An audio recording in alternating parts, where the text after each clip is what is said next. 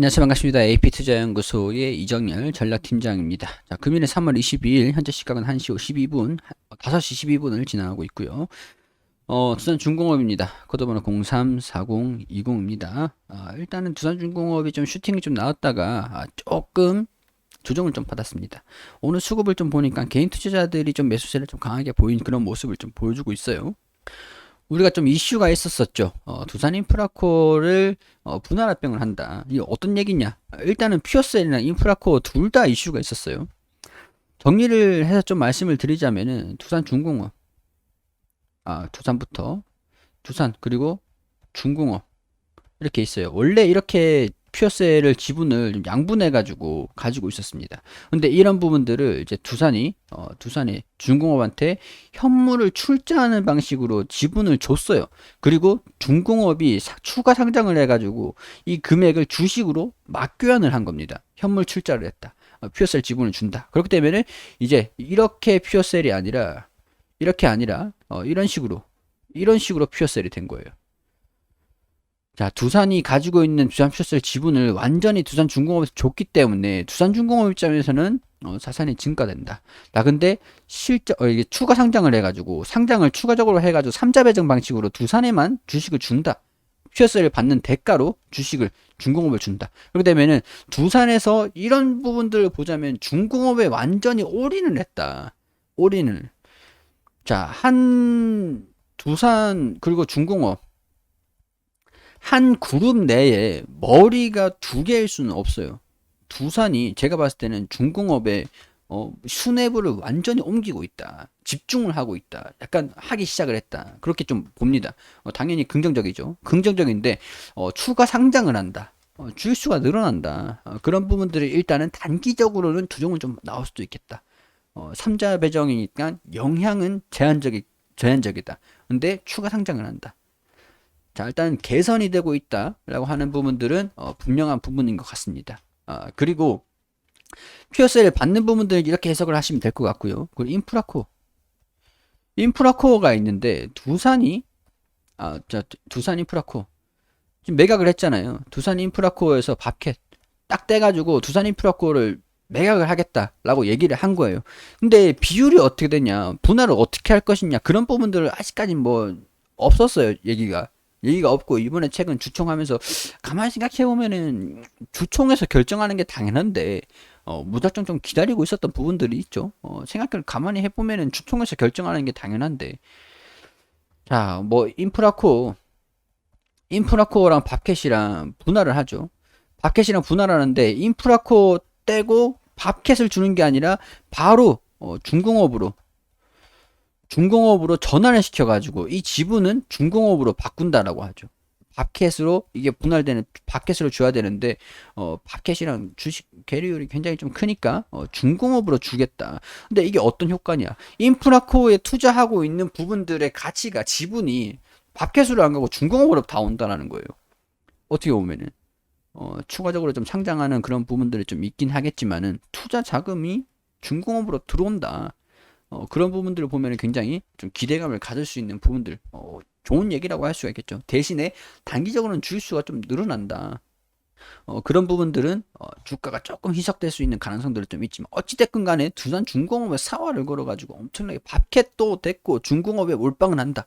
그룹 차원에서 중공업에 사활을 걸고 있으니까 그런 부분들을 보면은 중공업이 앞으로도 지속적으로 좀 개선되는 모습들을 좀 보여줄 수 있는데, 그런 의지들을 좀 보여주지 않았나. 그런 생각을 좀 해요. 단기적으로는 인프라가 올라가죠.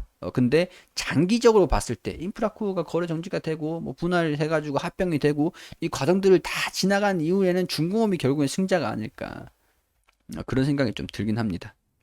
제가 이 금요일에 좀 브리핑을 드렸던 부분들이 뭐 이거 어떻게 비율이 어떻게 되고 일정이 어떻게 되고 이런 부분들은 인프라코어 오늘 또 브리핑을 해 드렸어요. 인프라코어에 정리를 해가지고 이런 부분들 인프라코어 관련돼 가지고 브리핑을 드렸으니까 일정이 어떻게 되고 그런 부분들은 인프라코어를 봐주시면은 감사드리겠다는 그런 말씀 좀 드릴게요.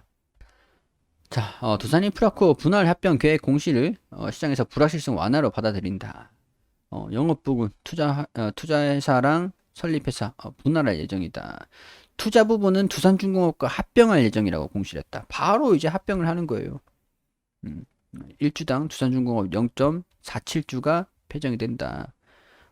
이런 이벤트들을 좀 보면은 뭐 단기적으로는 여기서 얘기를 하는 게 두산중공업의 주가, 두산인프라코에 대한 신규 목표 주가는 두산중공업 현대 주가를 기준으로 한줄되는 두산중공업은 두산인프라코 투자 부분과 퓨어셀의 현물 출자로 주주수가 증가된다. 이는 리스크 요인이다. 뭐 일부 상쇄할 것으로 예상이 되고 리레이팅 효과가 두산중공업의 주가 리스크를 일부 상쇄하는 할 것으로 예상이 되고 뭐 두산중공업의 증자를 자본 확충과 재무기술, 재무비율 개선으로 이해할 가능성도 있다. 이런 것들이 단기적인 부분과 장기적인 부분을 좀 나눈다라고 볼 수가 있게 될 것 같아요. 일단 일정이 다 지나가는 부분들이고, 그 전에 이제 우리가 합병을 하려고 주가를 IR도 안 하고, 뭐 주가를 하락하는 것들을 좀 방치를 하고, 뭐 계속 공시를 좀 미루고 약간 그런 부분들이 좀 있었던 것 같아요. 일단 일정이 진행됨에 따라서 주가 등락이 조금 있을 수는 있지만 좀 추후에는 긍정적으로 반영이 좀 될 수 있지 않을까 그런 생각이 강하게 좀 듭니다. 여기 이분이 말씀하신 게 작년부터 이렇게 한다고 다들 예상을 하고 있었고 그대로 된 겁니다. 그렇죠. 뭐 그대로 된 건 아니죠. 예상은 하고 있었는데 그 예상한 게 전부 다 그렇게 된 건 아니라고 봐요. 합병 비율만 전해지지 않았던 거죠. 그렇죠. 뭐 작년부터 밥캣이랑 인프라랑 같이 매각을 할지 아니면 분할해서 매각을 할지 순차적으로 결정이 됐죠. 그러니까 그런 부분들을 제가 브리핑을 드리기도 했었어요. 계속 이렇게 브리핑을 드리기도 했었는데 이번에 분할 비율이라든가 밥캣으로 될지 중공업으로 될지도 좀 불확실한 그런 상황이었고 그냥 그런 부분들이 결정이 된 걸로 보이고요. 인적 분할 합병 과정에서 주중에 주식이 하락한다면 가치가 해소되지 있지 않나 우려감이 있으나 두산 피어스를 몰빵받게 되면 두산 가치가 상당히 올라갈 수밖에 없는 공시를 동시에 주면서 우려를 부르시켰다. 그렇죠. 가치가 하락하는 거를 염려를 해가지고 두산 피어스를 선물을 두산중공업한테 준 거라고 보면 됩니다. 득표 지분을 받고 3자 배정을 증가하는 거는 그 유통주수가 늘어나는 건 아니죠. 두산이 지분을 두산중공업의 지분을 가지고 있으면서 경영권에 대한 부분들을 꽉 잡고 있는 부분들이기 때문에 유통 주식수가 늘어나는 건 아니고 단순히 주식수가 늘어난다. 그렇죠. 그런 얘기를 이해를 잘 하신 것 같아요. 이분 같은 경우에서도 이런 내용들이다라고 이해를 하시면 될 것 같습니다. 자, 그래요.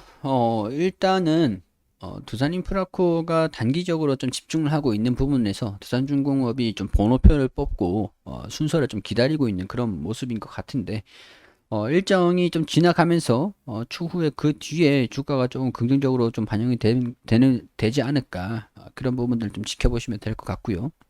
일단은 단기적으로는 좀 이제 인프라코어에 집중이 되고 있고 좀 장기적으로 결론적으로 승자는 두산중공업이 좀 되지 않을까 그런 생각이 좀 들긴 하는데 주식수가 좀 늘어난다. 그런 것들은 좀 부담이 될 수도 있어요. 그러니까 그런 부분들 우리가 체크를 해가지고 감안을 좀 하실 필요가 있을 것 같고요. 61선을 좀 돌파를 할 것인지 좀 오늘 좀 주가 흐름들을 좀 보면은 상승 운봉이거든요. 그렇기 때문에 돌파를 하지 말라는 법은 좀 없을 것 같아요. 지금 당장 뭐 주가가 주식수가 좀 늘어난다라고 하는 부분들도 아니고 좀 상승세는 좀 단기적으로 좀 제한적인 모습을 좀 보일 수는 있겠지만은 나쁜 소식은 아니라고 생각이 됩니다. 오히려 자금을 투자를 유통주의 수를 좀 늘리는 부분에서 투자를 또 받고 그게 또 이제 배정이 다 되는 거다라고 하는 것 같으면은 지금 이제 추후에 또 옮겨온 다음에 주가가 좀 희석되는 게 좀 우려가 되는 부분들이긴 한데 뭐 다 지나가고 난 다음에는 긍정적으로 좀 반영이 될 수 있지 않을까 그런 생각이 좀 드니까 일단은 일정을 좀 보면서 순차적으로 주가에 어떻게 반영을 하는지 그런 부분들을 체크를 하면서 지켜볼 수 있도록 하겠습니다. 그리고 우리 AP투자연구소에서는 김민재 소장님께서 매일매일 무료로 종목을 추천해드리고 있습니다. 여기 검색창에 AP투자연구소로 검색하시면 상단에 홈페이지 보입니다. 여기로 들어오셔가지고 2021년 무료 추천 종목 게시판에 들어오게 되시면은 소장님께서 매일매일 무료로 종목을 추천드린 단기 종목들 보이실 겁니다. 여기 3월 19일 금요일 무료 추천 종목 게시판으로 들어오게 되시면 상단에 우리 장전일 같은 경우에서 뉴욕 증시, 미국 증시, 글로벌 증시가 또 어떻게 움직였는지 반드시 좀 확인해야 되는 부분들, 내용들 이렇게 설명을 드리고요. 그리고 9시가 되면 종목 추천을 드리는데 9시 원익쿠비 현재가 3,440원, 1차목표가 3,540원, 손절가 3,300원. 그리고 9시 이번에 STO 현재가 2,880원, 1차목표가 2,960원, 손절가 2,750원. 9시 3분에 제일제강 현재가 3,470원, 1차목표가 3,575원, 손절가 3,320원. 이렇게 세 종목 추천을 드렸습니다. 자, 그리고 STO 1차 목표가 달성했다. 차트를 통해서 이렇게 설명을 또 드리고 호가도 이렇게 말씀을 드리고요. 뭐 추가 상승 중이다. 뭐 이렇게 좀 말씀을 드리면서 자세하게 상세하게 브리핑을 드립니다. 머니큐브 차트를 통해서 이렇게 1차 목표가 몇 프로 상승했다. 이렇게 말씀을 드렸고 제일제강도 이런 식으로 차트를 통해서 말씀을 좀 드립니다. 그리고 세 종목 추천해서 세 종목 모두 수익 냈다. 한 종목 홀딩 중이다 라면 여기에 또 이제 홀딩 중이다라고 말씀을 좀 드리고요. 초단타로 진행하는 것이니까 매수가, 매도가, 손절가 그런 것들을 지켜주시면서 매매하시라는 말씀을 좀 드렸고, 그리고 쭉 내려보시면은 이 수익률이 나와요. 매일매일 수익은 볼 수 없지만 이 통상적으로 통계적으로 추천하는 종목들 이제 어떻게 수익률이 좀 나오는지 매일매일 수익은 볼 수는 없죠. 통상적으로 근데 수익률이 좀 높으세요.